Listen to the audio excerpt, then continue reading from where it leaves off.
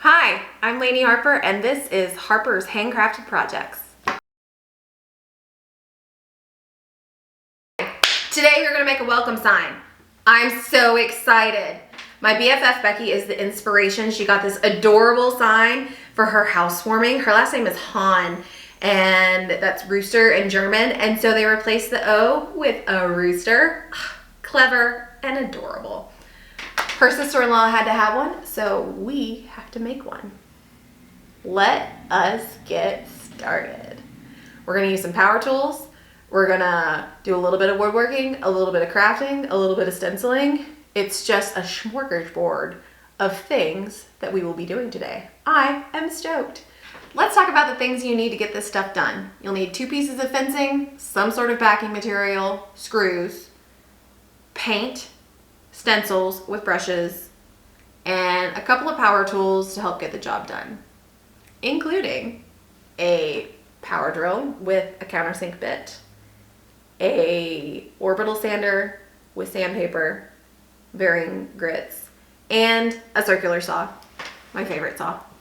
The very beginning of this video shows me planing the insides of the 2 pieces of fencing. I wanted them to sit closer together. They were looking a little bow-legged, and I needed them to sit flat because I was going to put lettering on it, and I didn't want there to be a huge gap in the middle. So I took a block planer and planed it down to where it sat as close to flat as possible before I got into sanding and actually putting them together. So that's what this starts out with, and then we'll get into the rest of the project. So let's go. Yeah, that works. And we're back. And we're big. Terrific. This is a little bow-legged. What are you? Certainly not me.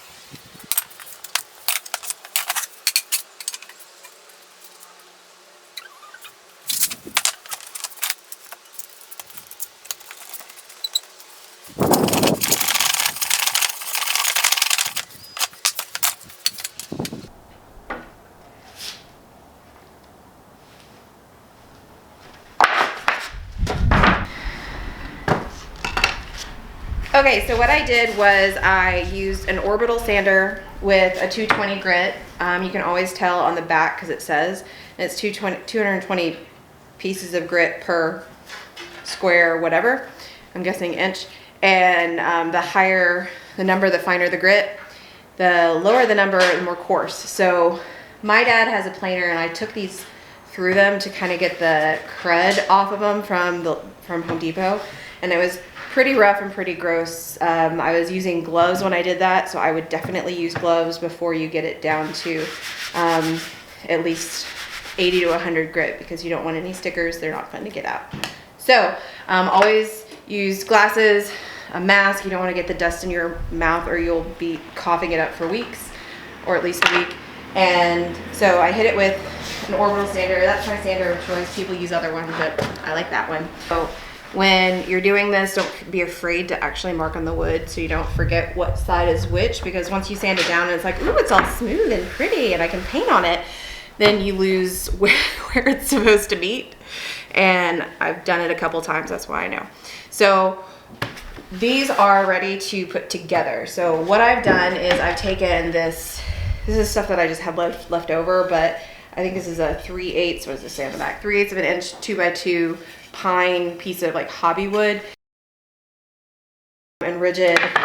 These are just, these aren't too terribly much more thicker than this other in terms of stock.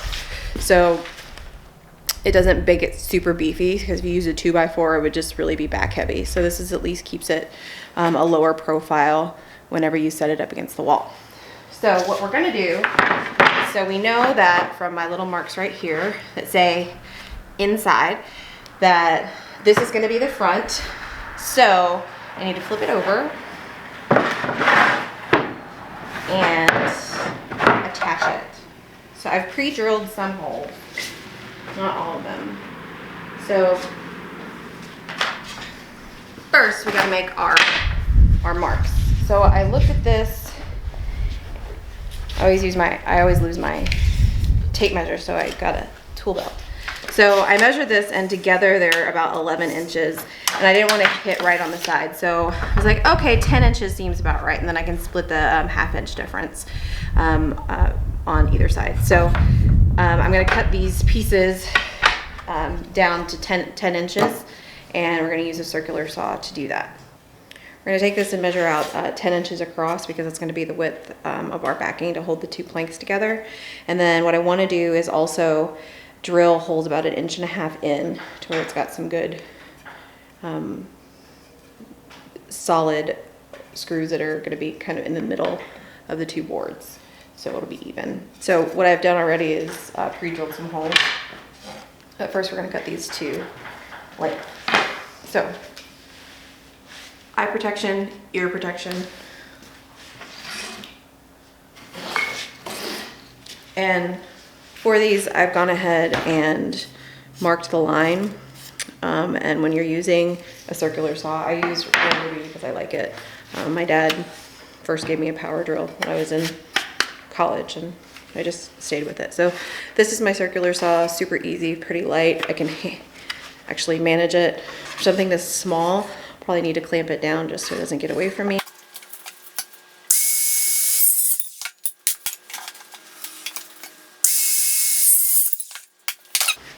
One thing that you'll quickly learn if you're really getting into woodworking is that this tiny piece seems like trash, but it's clean cut, it's small, it can be used as a shim, it can be used in a jig. Just keep it. People will make fun of you for all of your souvenirs, your wood souvenirs, but promise this is going to come in useful at some other time.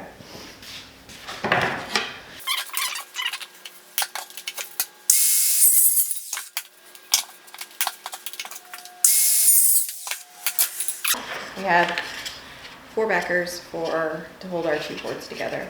I like to take a little bit of sandpaper, it doesn't matter what kind, and just knock down the edges, because I'm probably the most graceful person on the face of the planet, and I will stick myself with it.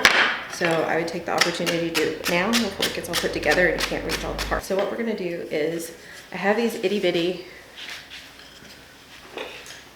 I have these screws because we don't want them to go all the way through the board. We want them to go all the way through this board, but not all the way through this board. So I have these screws that are about 1/2 inch long that we'll put in here. But what I want to do is for them to sit flush with the back. So what we're going to do is a countersink. So I have a drill bit that has a countersink on it, and it lets you, oh, this is what all of the vloggers do. Oh, fancy. Anyway, so it has a drill bit that has a countersink to where this will sit down into the hole. It'll still have all of the strength, but it'll be in there. So I'm gonna go ahead and do that to a couple more, just so you can see it. This is a countersink drill bit. It's got a drill bit on the top and then this little nubby thing at the bottom that helps you drill in to make that extra hole. So it's a drill bit just like anything else. So just drill on the X. You don't want to go all the way through. You want about halfway through. So yes. They got a golden doodle puppy. They do? Yeah. Why am I in here? Okay. Now we can do this. That That golden doodle was super cute. Ugh.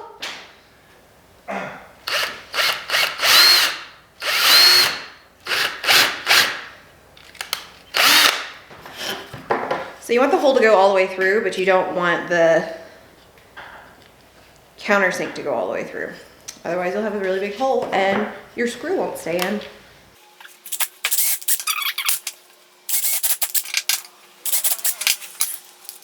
Okay. So now they're all countersunk and we're gonna attach them. Woo, let's do this.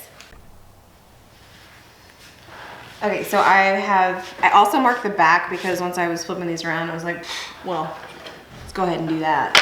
So you can always sand it off or erase it. That's what it's for. So I'm gonna place these evenly through the back of this so it'll stay non-bowed. I place the top and bottom and then just kind of eyeball. So some of the things that I've done on here aren't necessary per se, like the countersink holes, some of the sanding if you want a more rustic look, and even the planing in the middle, but I'm giving this away, so I wanted to make sure that it looked as pretty as possible because that's what Brittany deserves. So I'm gonna start from the bottom. I clamped these to the table because I didn't want them to move as they're wont to do. So we're gonna try this with the screws that I have and make sure that they stay, and then see if we need to get bigger screws because the 1/2 inch I'm fairly certain will work, but just wanna make sure. So this is an impact drill driver, which hammers and screws at the same time, so it's good for getting through tougher materials. This isn't necessary for this, it's just pine, it's pretty soft, but it's already bitted, so make sure these boards are even when you do this because you don't want it to lean when it sits on the floor.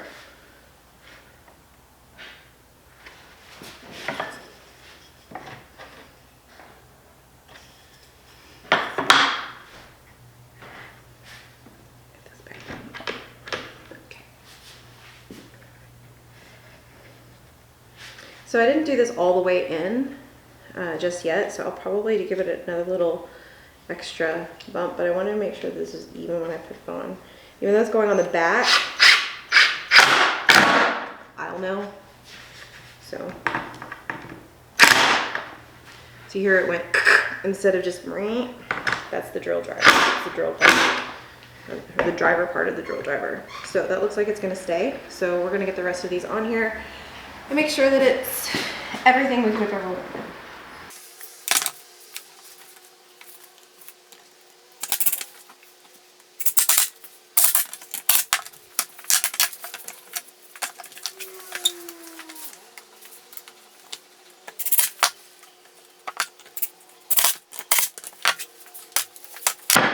So because these are fence posts, I mean, they're not meant to be perfect anyway, so sometimes they're a little warped. When you're choosing out your wood, you can usually check to make sure that you get the most even ones by looking down the end of it, kind of eyeballing it like this. But these are pretty good. They still have a little bit of moisture in them and they'll shrink up over time, but these crossbars draw the wood together so it's a little bit more even. So it should work itself out if you try hard and believe in yourself. At least that's what I'm telling myself today.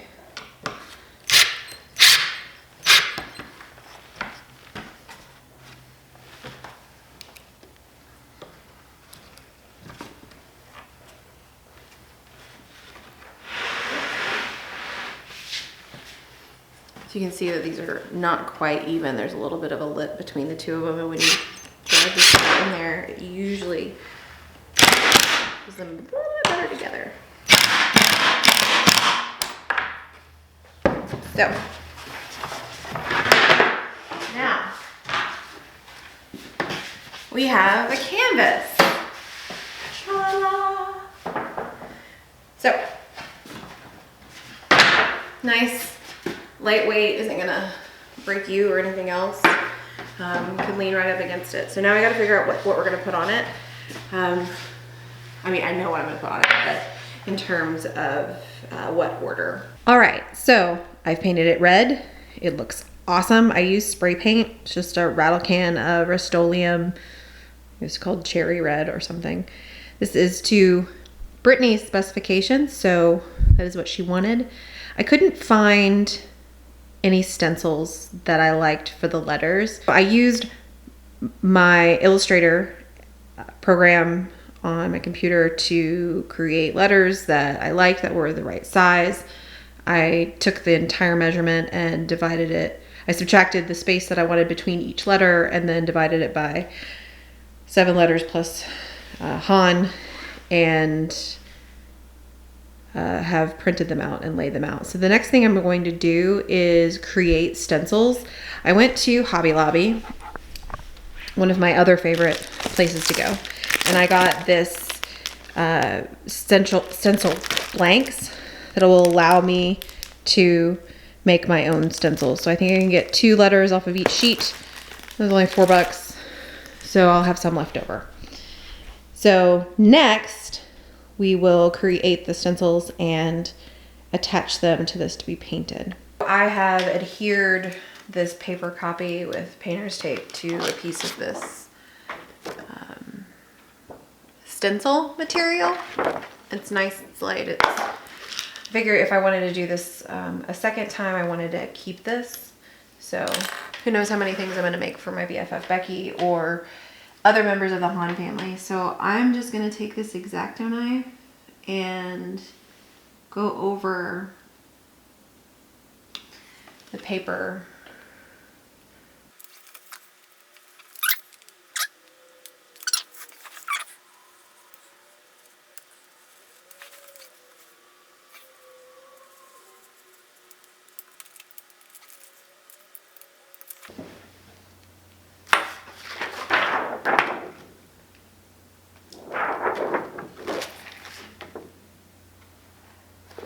I finished cutting out all of my patterns and stencils in this great stencil making paper.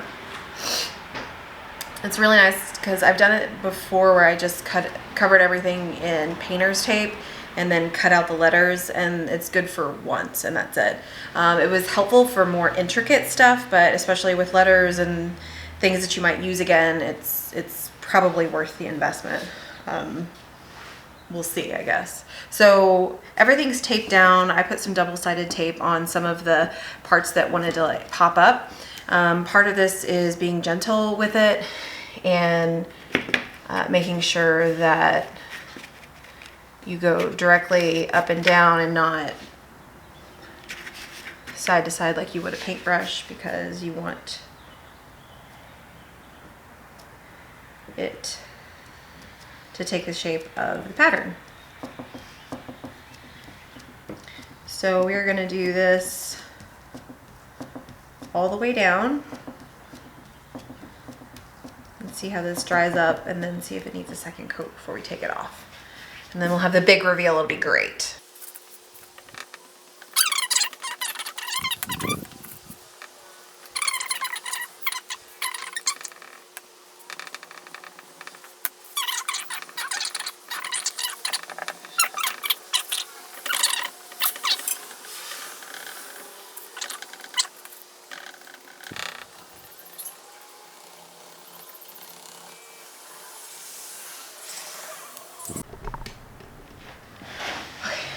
So this didn't work out as planned, so we're gonna wash this off. What didn't work out as planned? Oh, my entire pattern stencil approach. So we're gonna wipe this off and do something different.